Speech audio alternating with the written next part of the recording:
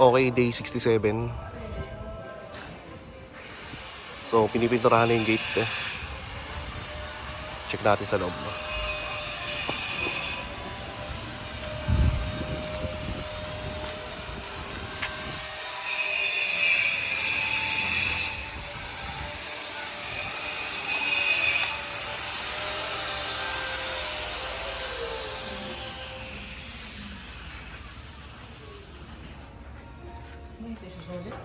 Oo, sorry yan. Replace yan. Basag eh. Ang dami yan. Magkano yan? Diba?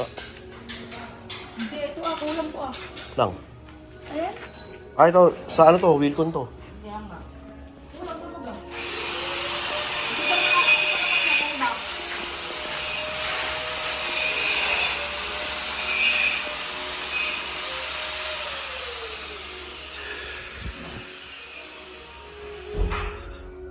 Kaya mo yung parang nagiging marmol. Oo naman. Ito na gawin mo dyan. Para mabilis. Yeah.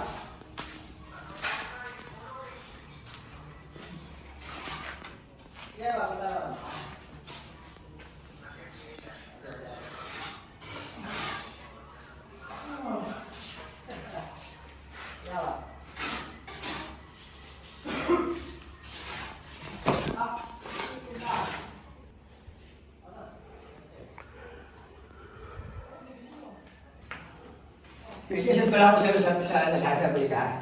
Sige, sige. Para kuminis, no? Kuminis ba? Para kuminis. Hindi ko na nilalagay ang kanto, pati magpapag ng konti. Oo. Parang muna yung kanto, nabigyan yung makamto eh. Oo, para hindi masyadong masakit kapag natamaan ka. Tulad ko, matalas pa ito yun. Oo. Nagkakaroon ng konti parang hindi na yun. Okay. Video ko lang ulit sa taas. Sige.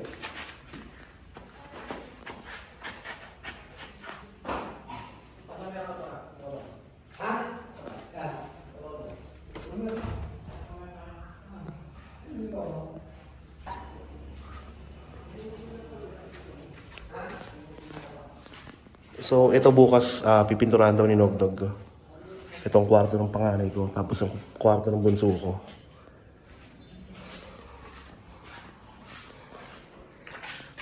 Okay. So, ito okay na. Palitada na. So, dito na lang pala.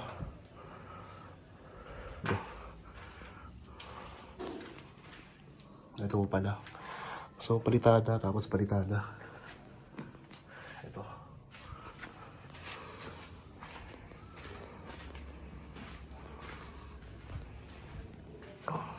Primer, masilya.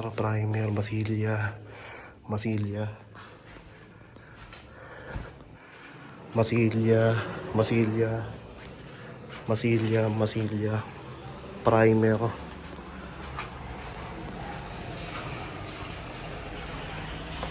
Tapos ito yung baling pina-add kong additional wall. Para hindi ako kita sa kapag nakabukas yung pinto.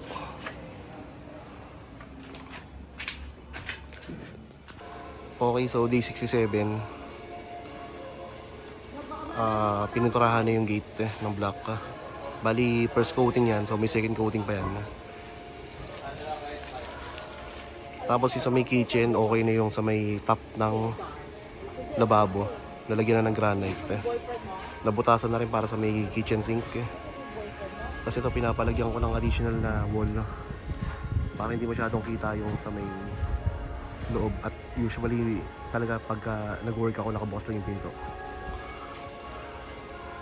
Tapos palitada na rin sa may CR. Tapos may na-add dito na tiles sa may garahe. Para yan dun sa may sliding window kasi kailangan masukatan eh.